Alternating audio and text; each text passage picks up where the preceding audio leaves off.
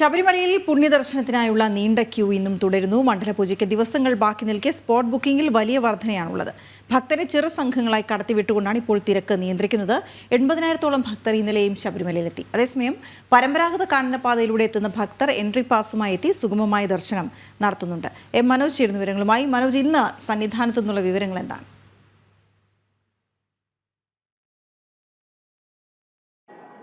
സ്വാമി ശരണം, ഇന്നും വലിയ തിരക്ക് തന്നെയാണ് സന്നിധാനത്ത് അനുഭവപ്പെടുന്നത്. ഇന്നലെയും പുലർച്ചെയുമായി ഒക്കെ എത്തിയ ഭക്തജനങ്ങളാണ് ഇപ്പോൾ സോപാനത്തിനരികേക്ക് എത്തി ദർശനം നടത്തിക്കൊണ്ടിരിക്കുന്നത്. കഴിഞ്ഞ ദിവസമൊക്കെ തന്നെ വലിയൊരു സംഖ്യ, അതായത് 85,000-ഓളം പേരൊക്കെ ഇങ്ങോട്ടേക്ക് എത്തിയിരുന്നു.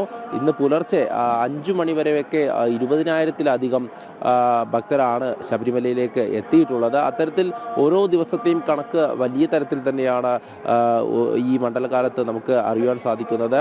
അതുകൊണ്ട് തന്നെ അതിൻ്റെ നിയന്ത്രണങ്ങളും ഘട്ടം ഘട്ടമായാണ് ഓരോ ഭക്തരെയും ഇങ്ങോട്ടേക്ക് കടത്തിവിടുന്നത്. അങ്ങനെ തന്നെ ഓരോരുത്തരും ഈ ദർശനത്തിനായി ഇവിടേക്ക് എത്തുന്ന ദൃശ്യങ്ങൾ നമുക്ക് കാണാൻ സാധിക്കും. ഈ മേൽപ്പാലത്തിലൂടെ സോപാനത്തിനരികേക്ക് ഇറങ്ങി വരുന്ന അയ്യപ്പന്മാരാണ്. അതുപോലെ തന്നെയാണ് ഈ കാനനപാതയിലൂടെ എത്തുന്ന ഭക്തർ. കഴിഞ്ഞ ദിവസമൊക്കെ അവർക്ക് പ്രത്യേക പാസ് നൽകിയിരുന്നു. അവർ ആ പാസുമായി രാവിലെ അവിടെ നിന്നുമൊക്കെ ഇങ്ങോട്ടേക്ക് എത്തുന്നവരുണ്ട്. അവർ ഇവിടെ എത്തിയ ശേഷം ആ പാസ് നൽകി സുഗമമായ ദർശനവും നടത്തുന്നുണ്ട്. എന്തായാലും തിരക്ക് വർദ്ധിക്കുന്ന ഒരു സാഹചര്യം തന്നെയാണ്. ഇനി മണ്ഡല പൂജയ്ക്കായി കുറച്ച് ദിവസം മാത്രമാണ് ബാക്കിയുള്ളത്. ആ ഒരു സമയത്ത് തന്നെയാണ് വലിയ തിരക്ക് ഇപ്പോൾ അനുഭവപ്പെട്ടുകൊണ്ടിരിക്കുന്നത്.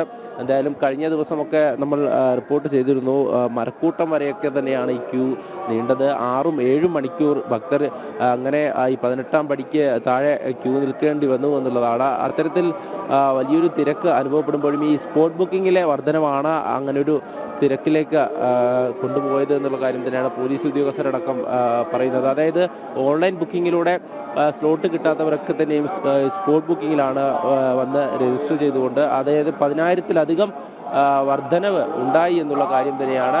ഓരോ വർഷവും അത് തന്നെ മണ്ഡലകാലത്തൊക്കെ വലിയ വർധനവ് ഉണ്ടാകുന്നു ഈ ഭക്തജനങ്ങളുടെ സംഖ്യയിൽ. അതോടൊപ്പം തന്നെ വരുമാനത്തിലും വലിയ വർധനവുണ്ടായിരുന്നു.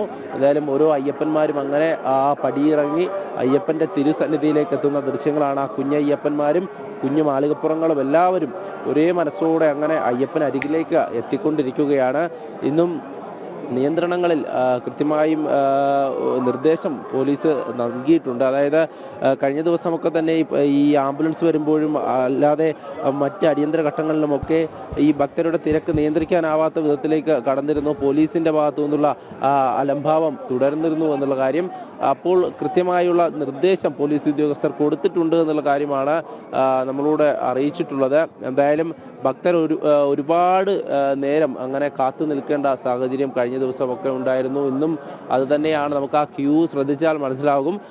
മുകളിൽ വലിയ തരത്തിലുള്ള ക്യൂ ഈ സന്നിധാനത്ത് തന്നെയുണ്ട്. താഴെ നടപ്പന്തലിലും ഇത് തന്നെയാണ്. അങ്ങനെ ഓരോ ദിവസവും ഭക്തജനങ്ങൾ ഒഴുകി എത്തിക്കൊണ്ടിരിക്കുകയാണ്. മരക്കൂട്ടവും ശരംകുത്തിയൊക്കെ കഴിഞ്ഞാണ് ആ ക്യൂ കഴിഞ്ഞ ദിവസം പുലർച്ചെയൊക്കെ ഉണ്ടായിരുന്നത്. ഇന്നും സമാന രീതിയിൽ ആ ഒരു തിരക്ക് ഉണ്ട് എന്ന് തന്നെ നമുക്ക് മനസ്സിലാക്കാം. ഇനി വരും ദിവസങ്ങളിലും ഈ തിരക്ക് തന്നെയാണ് പ്രതീക്ഷിക്കുന്നത്. അതോടൊപ്പം തന്നെ ഈ കാനനപാതയിലൂടെ എത്തുന്നവരൊക്കെ നമ്മളോട് പ്രതികരിച്ചിരുന്നു. അവർക്ക് വളരെ വർഷക്കാലമായി അവർ ഇങ്ങനെ പരമ്പരാഗത കാനനപാതയിലൂടെ നടന്നു വരുന്നവരാണ്. അപ്പോൾ അവർക്ക് ഏർപ്പെടുത്തിയിട്ടുള്ള ഈ സംവിധാനത്തിൽ അവർക്ക് ദർശനം നടത്താൻ കഴിയുന്നു എന്നുള്ള കാര്യവും അവർ വ്യക്തമാക്കിയിട്ടുണ്ട്. ഓക്കെ, ശരി മനോജ്.